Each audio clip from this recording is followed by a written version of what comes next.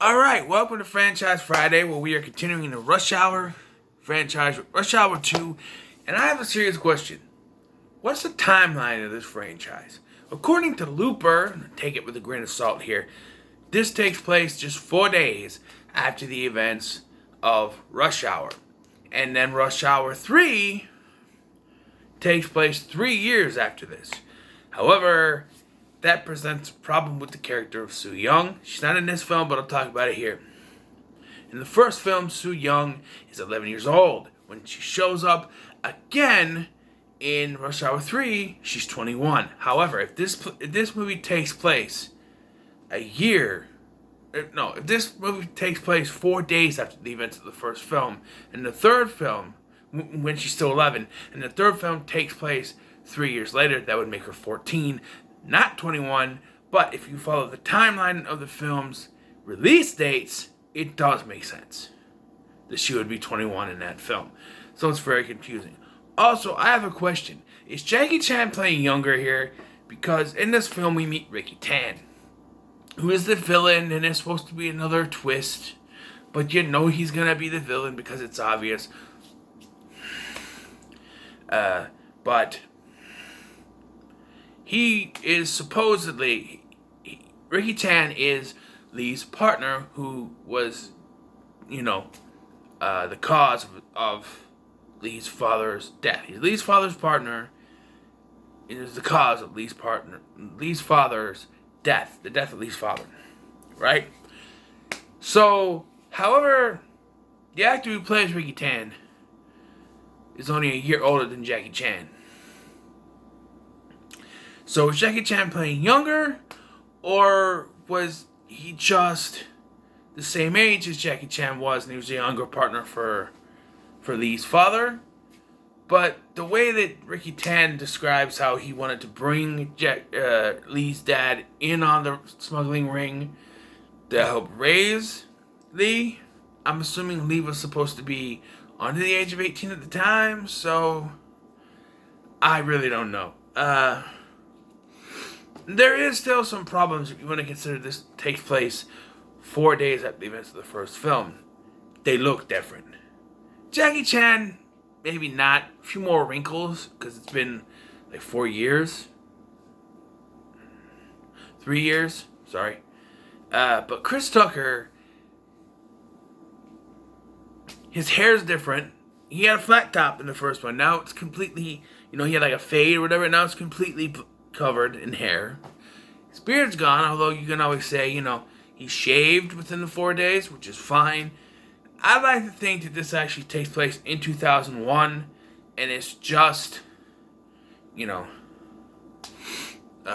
another trip to Hong Kong. However, the fandom page, the wiki fandom page states, I think anyone can edit that, but states that it's 4 years later. The regular Wikipedia does not, and I can't find anything on IMDb, so I have no clue when this is supposed to take place.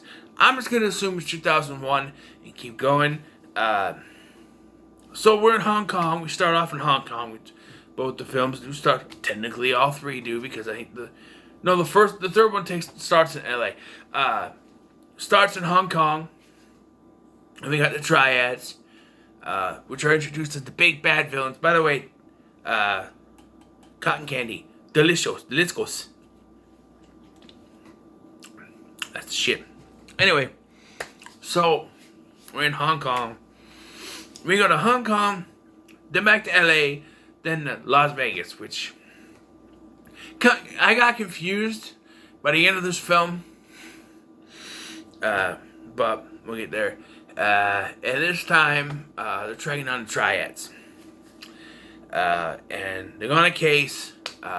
Shit happens. They get taken off the case, like in the first one. Ricky Tan gets killed, but then he's revealed to still be alive in the final act, because we gotta have a villain. And why is it that the villains are always the most obvious villains? Like, in the first film, it was, what was his name? Juntao? The guy was obvious because there's no other character was introduced to be the villain. In this one, Ricky Tan dies, but then who's the villain? They present Stephen Rain as a possible villain, and then all of a sudden they get to Vegas and like, oh, the casino is called Red Dragon. Well, that's the same name as Ricky Tan's boat. Oh, so Ricky Tan's not dead. And then they reveal he's not dead. There's a scene where Lee has a bomb in his mouth for like the whole fight thing. It's pretty cool. Jackie Chan has to fight with his hand bound. He's fighting with his legs and stuff. It's kind of cool. Don Cheadle, has a cameo in this film playing Kenny. It's basically it's basically the same scene from the first one with he's cut with Carter's cousin. But here his name is Kenny. And actually, I think, if I remember correctly, Don Cheadle actually agreed to do the film if he had a fight scene with Jackie Chan and could speak Chinese. Which he does. Pretty cool little scene. Get some information, then we move on. It's kind of cool. We also have Rosalind Sanchez playing the character who I forget her name.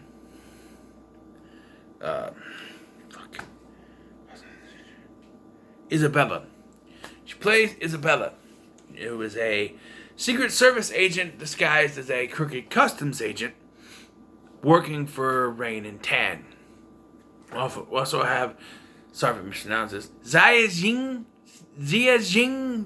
I'm sorry, Zizan, I don't know. She was in Godzilla King of Monsters. She plays Hu Bing.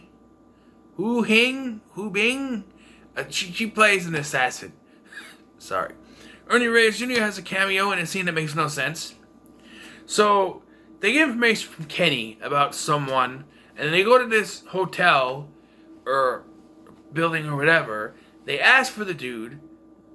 Ernie Reyes Jr. runs off, and takes them right to the Triads, who are all waiting on a roof for some reason. So is Kenny working with them, or... Because it's the next day. Because they go to see Kenny, it's at night, right? And it's the next day they go to do this. This makes no sense to me. It just doesn't. The scene in the beginning in which Carter sings Michael Jackson is pretty cool. Although then he's told that it's a gang bar. I think it's a gangster bar or whatever. Criminals. Okay, sure. They kind of call back to the first one where they listen to the Beach Boys in the car. And then it throws it up. You never mess with a Chinese man CD. You owe me a copy of the Beach Boys' greatest hits. It's pretty cool. It's pretty funny. There are some pretty cool jokes. There's a part in this film that I feel is unnecessary. The assassin lady brings a bomb to the I think it's the Chinese police office or something. Lee didn't realize that Carter had left, and the bomb goes off, and he thinks Carter's dead, and then he investigates the boat, and he runs into Carter, and there's a little joke where it's like, "Oh, I thought you were dead." "Who is dead?" "You, detective. You, not you. You." I think the scene's funnier in the third one when they do that, but just like, have them apart for what reason? And do it again in the third one too, where they have them apart for a little bit. I don't get it. Like, they weren't apart that much in the first one, but there's like, and even though they're in Los Angeles, there's really no like characters from the first film that really make an appearance outside of Jackie Chan and Chris Tucker. That's about it. I guess Philip Baker Hall was supposed to have a cameo, but they took it out because it didn't do anything to the plot. But Ricky Tan kills Stephen Rain. They beat Ricky Tan. Lee kicks him out of a freaking window and lands on a taxi. And they're like, "What did it say? Try to catch a cab." Lee's like, "It was an accident. What did it say? Try to catch a cab." I do like the blooper though when he falls down and he goes, "Damn! He ain't gonna be Rush Hour 3. I love that. That line.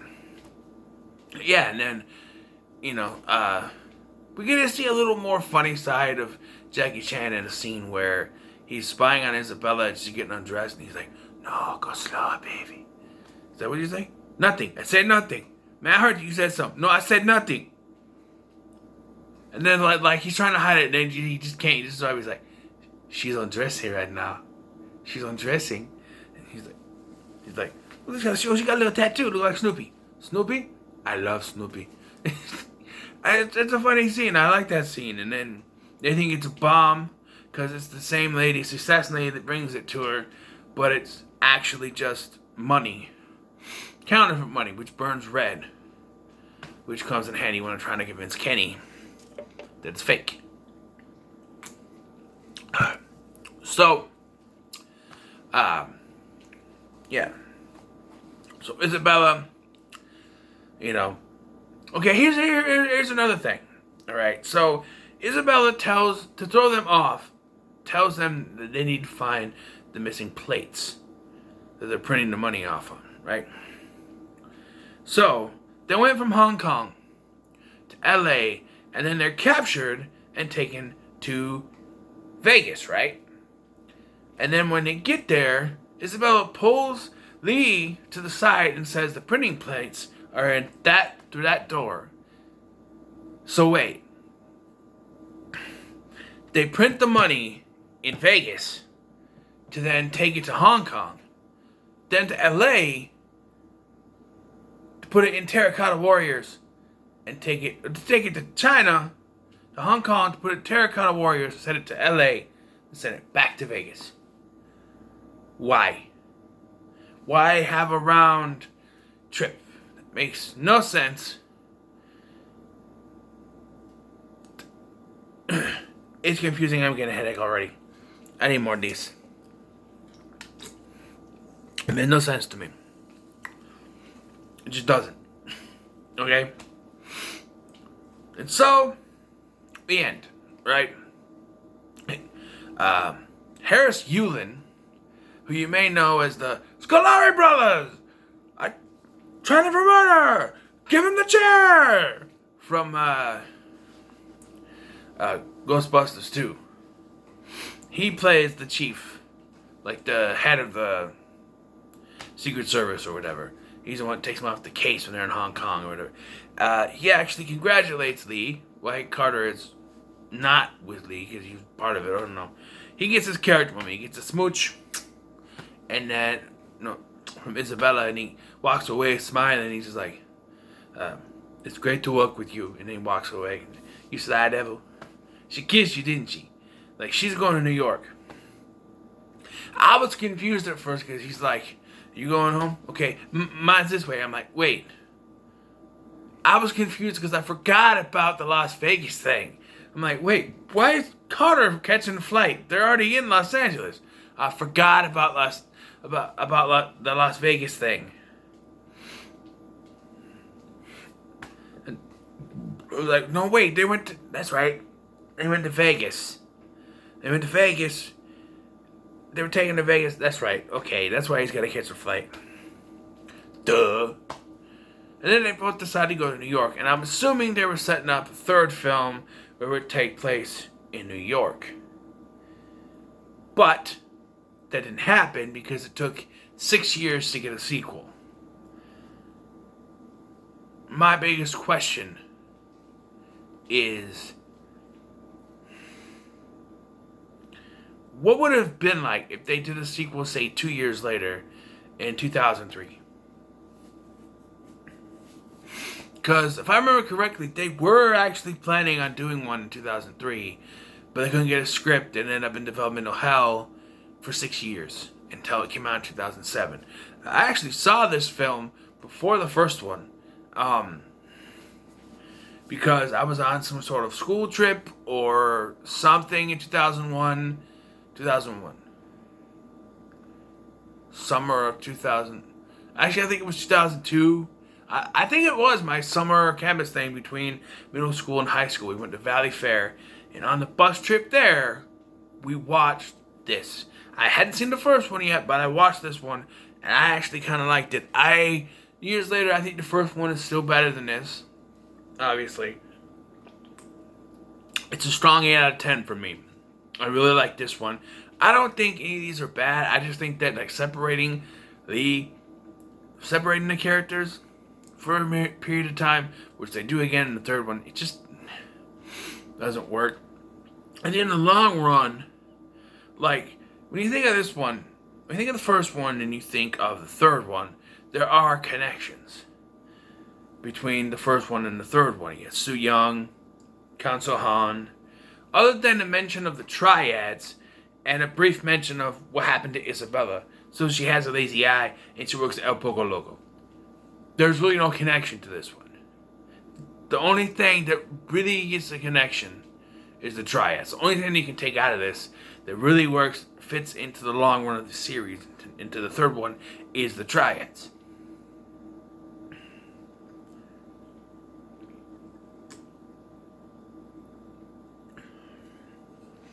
But, I don't know.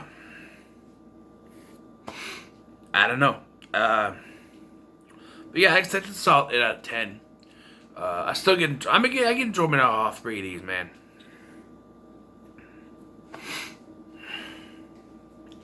But yeah, I think it's a strong sequel.